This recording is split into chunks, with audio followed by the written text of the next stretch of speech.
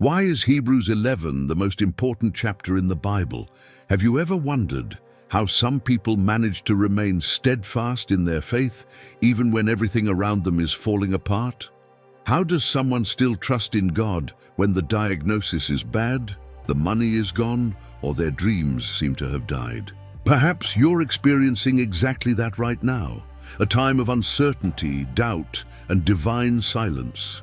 But what if I told you there's a chapter in the Bible that reveals the secret of all the heroes of faith, the same secret that can lift you up today and help you overcome the impossible? This chapter isn't just a historical record, it's a manual of living, powerful, and unshakable faith. Today, we'll discover why Hebrews 11 is considered the most important chapter in the entire Bible and how it can completely transform the way you face your challenges. So stay with me until the end, because what you're about to hear today can rekindle your faith, heal your soul, and renew your hope in God. Hebrews 11 is often called the Hall of Faith Heroes. But in truth, it's much more than a hall. It's a mirror showing what it truly means to live by faith. In the very first verse, we are confronted with one of the most profound statements in Scripture. Now faith is the substance of things hoped for, the evidence of things not seen.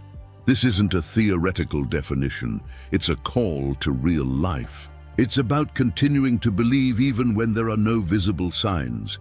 It's about walking through the darkness, trusting that God remains in control, even when all seems lost. Faith is the foundation on which all Christianity stands. Without faith, there is no true prayer, no hope, no salvation. And that, which is why Hebrews 11 is so important, because it reveals the heart of faith, trusting God even when your eyes tell you otherwise. While the world values what can be seen, touched, and tasted, Hebrews 11 invites us to look beyond the visible.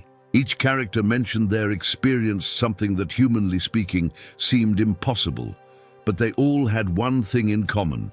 They believed before they saw. Abraham believed even though he didn't know where he was going. Moses renounced the power of Egypt to follow God's call. Noah built an ark when there was still no rain. These examples aren't just there to inspire us, they're there to challenge us. Because true faith isn't passive. It moves, challenges, renounces, obeys, and transforms. It changes the way we see the world and how we face tomorrow. How often does fear paralyze you? Fear of failure, rejection, loss, the future. Hebrews 11 shows that faith doesn't eliminate fear, but it conquers fear. Imagine Noah hearing God's voice telling him to build an ark in a world that has never seen rain. Imagine Abraham leaving his homeland without knowing his destination.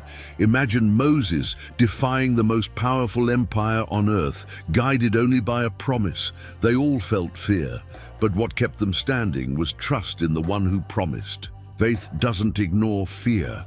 It chooses to trust even when trembling inside. This is one of the most impactful parts of Hebrews 11. Towards the end, the text says that many died without seeing the fulfillment of the promises, but still kept their faith. This is powerful, because true faith is not conditioned by what God does, but by who God is. They believed not just because of what they could receive, but because they knew the character of the one who promised. This is the spiritual maturity the chapter invites us to have. A faith that doesn't need proof to continue trusting. Hebrews 11 is not a list of perfect people.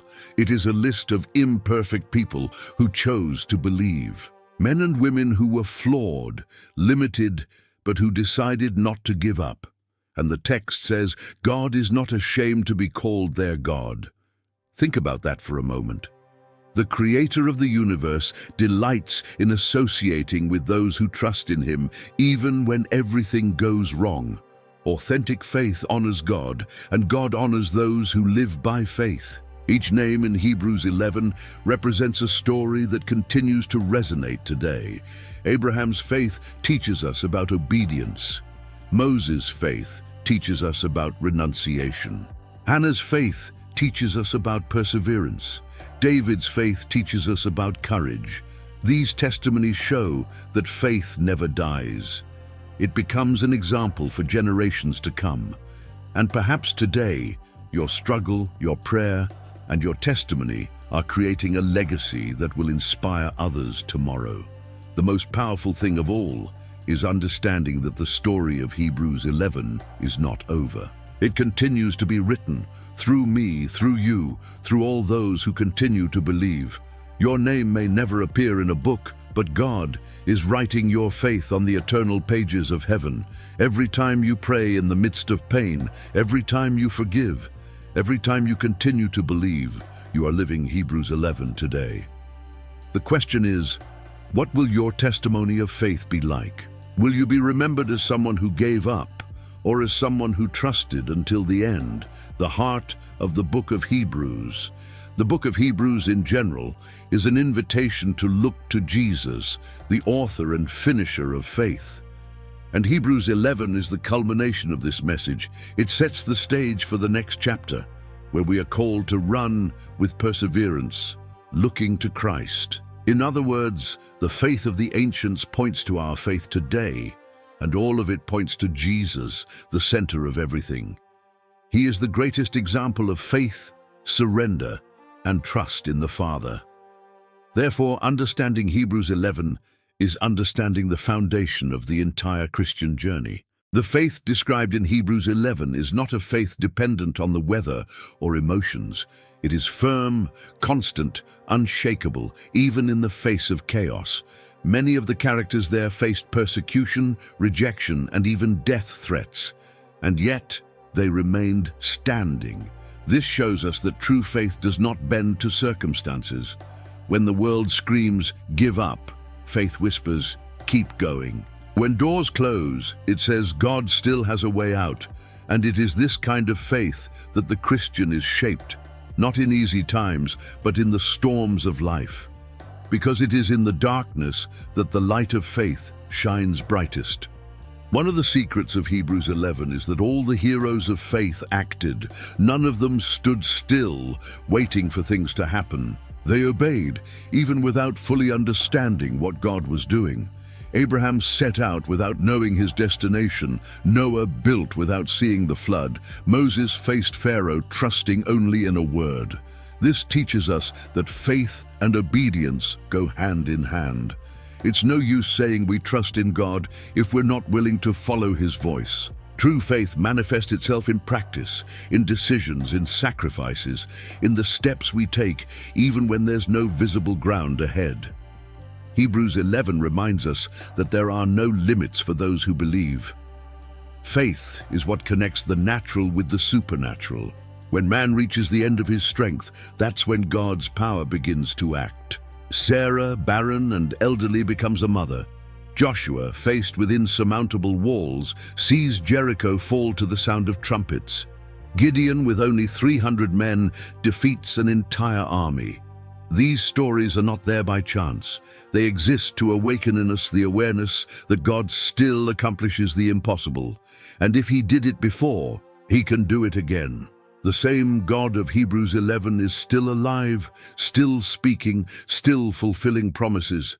It's easy to believe when everything is going well. It's difficult to maintain faith when everything seems to be falling apart. But it is precisely at this point that God refines the gold within us. Faith is tested in the fire of loss, illness, and disappointment. And when we endure these trials without giving up, something extraordinary happens. We become more like Christ. Hebrews 11 shows that the heroes of faith were not spared pain, but were sustained through it. Faith is not a shield against suffering. It is the fuel that keeps us going through it with our heads held high. The author of Hebrews declares something powerful. Without faith, it is impossible to please God, because anyone who comes to Him must believe that He exists and that He rewards those who diligently seek Him. This means that God is pleased with those who believe and rewards those who remain faithful. This reward is not just material, it is spiritual. It is eternal. It is peace in the midst of war. It is strength when the body weakens. It is hope when all seems over. Hebrews 11 reminds us that no act of faith is forgotten by God. He sees every tear, every prayer, every courageous step. One of the most powerful verses in Hebrews 11 speaks of Abel. By faith, Abel offered to God a more excellent sacrifice than Cain, by which he obtained witness that he was righteous, God testifying of his gifts, and by it, being dead, he still speaks. What a powerful phrase. Even after death, Abel's faith continued to speak. This means that the testimony of a life of faith echoes beyond time, transcends generations, and remains alive even when the body is silent. When we live by faith, we leave eternal marks, and God uses our story to inspire others to believe as well. Many are lost because they look too much at what the eyes can see. But Hebrews 11 challenges us to look to the unseen, to trust in realities that cannot be seen but that are more real than anything physical. This is what differentiates the ordinary believer from the believer who experiences miracles. Seeing the unseen is seeing purpose in pain, finding hope in the desert, believing that God is working when nothing seems to happen. This is the faith that makes the impossible become visible. It is the faith that transforms tears into testimonies and struggles into victories. Throughout the Bible, there is nothing that touches God's heart more than faith. When Jesus healed, he always said, "Your faith has saved you." In Hebrews 11, we see this same principle lived out by entire generations. God does not respond to doubt, but responds to trust.